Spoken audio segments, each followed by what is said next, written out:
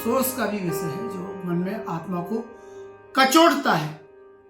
एक देश में कानून के कितने रूप हैं, रूप तो होते हैं, लेकिन एक व्यक्ति के साथ अन्याय और दूसरे के साथ कानून मेहरबान, इसको लेकर एक सवाल है।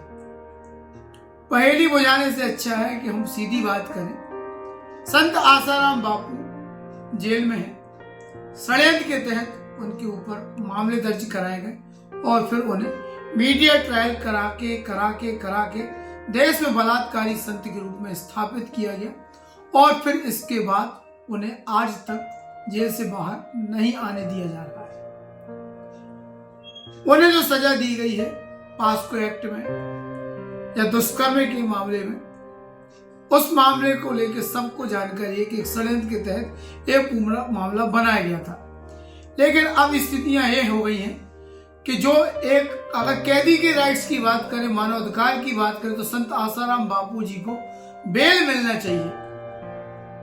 बेल नहीं दी जा रही आज तक और ना उन्हें आज तक पैरोल पे छोड़ा गया है। जबकि संत राम रहीम या और भी कई ऐसे मामले हुए, कई लोग जिन पे संगीन गंभीर अपराध थे, साक्ष्यों के साथ उन्हें सजा हुई, लेकिन उन्हें समय समय पे पैरोल दी जा रही है। संत आसाराम बापू का कसूर केवल इतना था कि उन्होंने ईसाई मिशनरीज के खिलाफ एक बड़ा आंदोलन खड़ा किया था। कॉन्वेंट स्कूल कल्चर को खत्म करके आश्रम व्यवस्था इस देश में स्थापित करने का साहस किया था।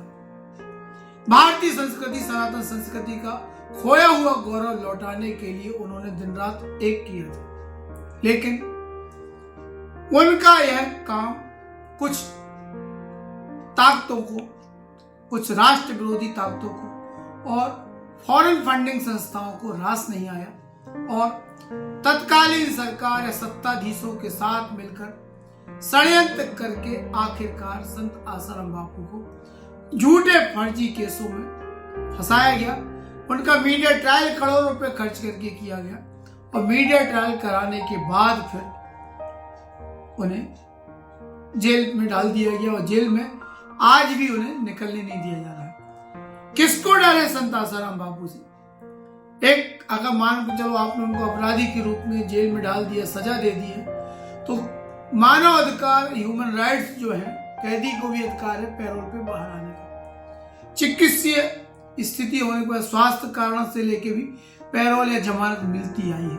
और देश में हिट रन केस हुआ है, सलमान खान ने हिरन मारे, गंभीर मामला, संजय दत्त पूरी सजा पैरोल पे खत्म कर ली। संत आसाराम बापू ने किया क्या है, इसका सबूत आज तक न्यायालय में कोई प्रस्तुत नहीं कर पाया, सिद्ध नहीं कर पाया। केवल फर्जी बयान दिलवा के, चूंकि पास्को एक्ट में ऐसी व्यवस्था है, पास्को एक्ट में, कि जो पीड़ित के तथाकथित पीड़ित के जो बयान हो जाए उसको ही सही मान लिया जाता है और उसका लाभ, कानून का जो लचीलापन है उसका लाभ षड्यंत्रकारियों ने उठाया और संत आसाराम बापू को जेल में डाल दिया गया। पूरे देश में अब ये सवाल हो रहा है कि आखिर अन्याय क्यों? इस सदी का सबसे बड़ा अन्याय इस देश में हो रहा है, संत आसाराम बापू के साथ जो हो रहा है। और ऐसे षड्यंत्रों के खिलाफ देश के लोगों को खड़ा होना पड़ेगा, क्योंकि सनातन संस्कृति के जो पुरोधा थे, ध्वजवाहक थे, संरक्षक थे, उनको उनके काम से रोका गया, क्योंकि वे बड़ा आंदोलन खड़ा करना चाहते थे।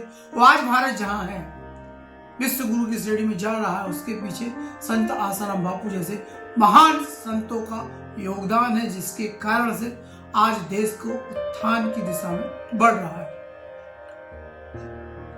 देश के मीडिया स्तंभ होने के, चौथे स्तंभ लोकतंत्र के होने के नाते, मीडिया क्षेत्र से होने के नाते हमें अपने सहकर्मियों से, अपने समान काम करने वाले लोगों से भी हम उम्मीद करते हैं कि वो लोग भी इस अन्याय के खिलाफ आवाज उठाएं, क्योंकि ये बहुत बड़ा अन्याय है देश के साथ। देश की कार्यपालिका, न्यायपालिका व्यवस्था सब पे सवाल उठाने वाला अन्याय है कि आखिरकार आपने चलो संत आसाराम बापू को आरोपी साबित करके और जैसे भी ये केस में डाल दिया, जेल भेज दिया, सजा, लेकिन जो कैदी के राइट्स हैं उनको उससे क्यों वंचित किया जा रहा किसको डर है संत आसाराम बापू से, ये बड़ा सवाल है। और हम चाहेंगे संत आसाराम बापू से को जानने वाले, उनसे जुड़े, उनके साधक, उनके शिष्य, समर्पित कार्यकर्ता धैर्य से आप लोग देखते जाइए, क्योंकि यह न्याय ज्यादा दिन नहीं टिकेगा। आने वाले समय में कुछ ऐसी घटना होगी